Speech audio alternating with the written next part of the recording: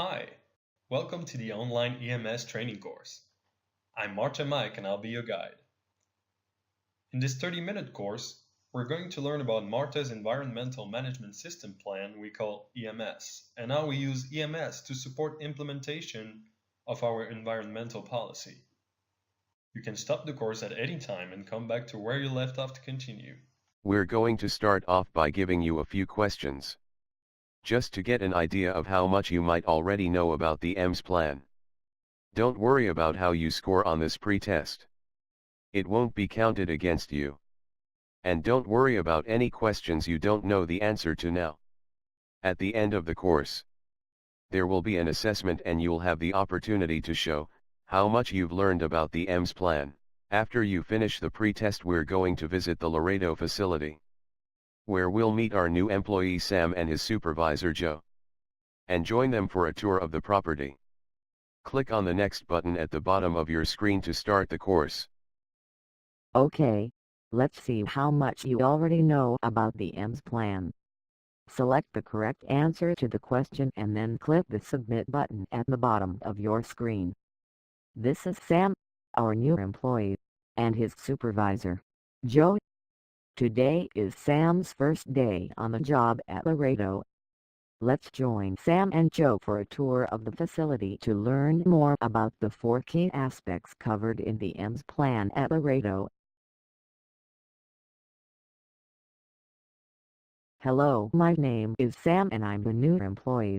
I was told to come and talk with you about the Laredo EMS plan. Hello, Sam. I am Joe, your supervisor. Welcome to Laredo and the EMS overview. How much do you know about the EMS plan and MARTA's environmental policy? Well, I know that EMS is the environmental management system. Good. Do you know how the EMS plan is used to support implementation of the environmental policy? No, I don't know much about the environmental policy. Okay, so let's start your EMS training with a review of the 4 main points of MARTA's environmental policy. The 4 key points of the environmental policy are: 1. Comply with the regulations. 2. Prevent pollution. 3. Continually improve in compliance. And 4. Focus on the community's environmental well-being. Okay, I think I understand what the environmental policy is about. So how does the EMS plan support that? That's a good question.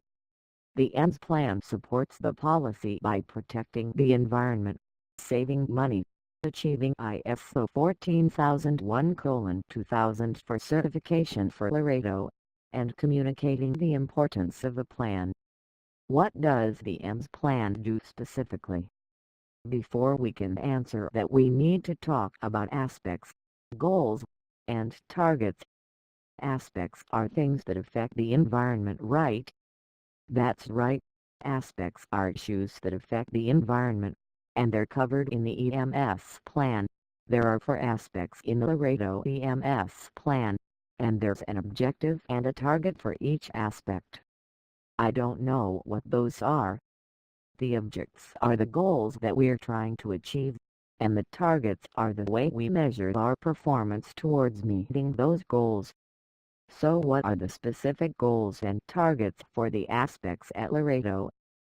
To answer that, let's take a walk around the property so you can see how the EMS plan is put into action for the 4 key aspects at Laredo. Let's take a minute to review what Sam just learned while Sam and Joe are walking to the first aspect location at Laredo. Let's join Sam and Joe again on their tour of the 4 aspect locations at Laredo. This is the bulk fluid storage area here at Laredo, which is the first aspect in the EMS plan. This aspect covers the loading, unloading, storage, and handling of bulk fluids, including cleaners, soaps, oil, diesel fuel, and other substances. Bulk fluids are stored in quantities of 55 gallons or greater. What do you think the objective is for this aspect? I think it would probably be cutting down on the number of spills. You're right, the objective is to minimize waste and spills, and the target is to have fewer than 3 related inspection findings in the next year. How do we cut down on the number of spills to meet the target? We need to follow procedures carefully, including making sure that MARTA personnel are present at all loading and unloading activities, storing all bulk containers indoors or fully under cover and in secondary containment, making sure to clearly label all containers and to keep them out of main pathways, not using any damaged containers like that one over there with the rust on it. And most importantly, if you see a spill, stop what you're doing, try to contain the spill and clean it up, and then report it to your supervisor. So, to meet our target, it's important that we follow fluid management procedures, since this is an important aspect of the EMS plan and we need to follow our best practices to support the environmental policy. Yes, following these procedures to meet our target will actually save time and effort in the long run, and not following them risks violations and fines. Let's answer a couple of questions to check your understanding on this aspect. Let's take a minute to review what Sam just learned while Sam and Joe are walking to the next aspect location at Laredo. Help Sam to answer this question to show how well you both understand how the EMS plan supports MARTA's environmental policy for Aspect 1, Bulk Fluid Management. Let's join Sam and Joe again on their tour of the 4 aspect locations at Laredo. This area is covered by Aspect 2. Special Waste Management. Here we have to handle used lead-acid vehicle batteries and used fluorescent lamps properly. So, the objective is safely disposing of them. That's correct. We need to make sure we're properly handling these used lead-acid batteries and waste lamps and disposing of them through recycling. The target is to have fewer than 5 inspection findings and to increase our recycling by 5% in the next year. What do we need to do to meet the target? Proper handling is very important for used fluorescent lamps. We first have to take any used lamps to the storeroom, put them in the lamp tracker box that's the correct size for the lamp, label the box with the date that the first lamp is put in, and then close the bag and flaps of the lamp tracker box. And we have to make sure to do that every time we dispose of a used lamp. So, what do we do for disposal of batteries? That's really dependent on the situation, and there's a separate course on spill training to cover that.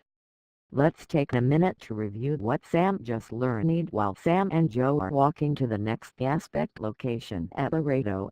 Help Sam to answer this question to show how well you both understand how the EMS plan supports MARTA's environmental policy for Aspect 2, Special Waste Management. Let's join Sam and Joe again on their tour of the 4 aspect locations at Laredo. This is where the buses get washed. Aspect 3 in the EMS plan is bus wash water pollution prevention. So, what is the object for this aspect? The main focus for this aspect is preventing the bus wash water from mixing with storm water. Now take a look around the area. See if you can't figure out what the specific objective is. Is it keeping the wash water away from the storm water drains? Yes, that's it. Glad to see you're paying attention. We have to prevent any bus wash water from reaching the storm water drain. And the target is to have fewer than 5 inspection findings in the next year. So, what do we need to do to meet that target? We have to follow careful procedures to use only approved bus wash chemicals, and only in the right concentration. Only wash buses in approved areas. Maintain the bus wash system, and make sure that buses drive out slowly when exiting the bus wash to limit drag out. So we need to be careful with how we mix and use bus wash chemicals, where we wash the buses. and watch where bus wash water goes. Let's give you a couple of questions to check your understanding on this. Let's take a minute to review what Sam just learned while Sam and Joe are walking to the last aspect location at Laredo. Help Sam to answer this question to show how well you both understand how the EMS plan supports MARTA's environmental policy for Aspect 3 bus wash water pollution prevention. Let's join Sam and Joe again on their tour of the 4 aspect locations at Laredo. This is the last location we're going to visit today. Do you know what this aspect is? Bus parking. It's bus idling. Do you know how much fuel we lose for every 15 minutes of idling? How much? A quarter of a gallon, and that means we're also polluting the environment and losing money on all that burned fuel. So, the objective is to reduce idling time. The objective is to reduce greenhouse gas emissions and save money. And the target is to have fewer than 5 MARTA bus idling policy findings over the next year. So, what do we have to do to achieve the target? Here at Laredo we follow MARTA's bus idling policy. We don't let a bus idle for more than 15 minutes, or 25 minutes in cold weather, and we report any idling buses when there is no operator inside. Let's take a minute to review what Sam just learned at the last location. Help Sam to answer this question to show how well you both understand how the EMS plan supports MARTA's environmental policy for Aspect 4 bus idling.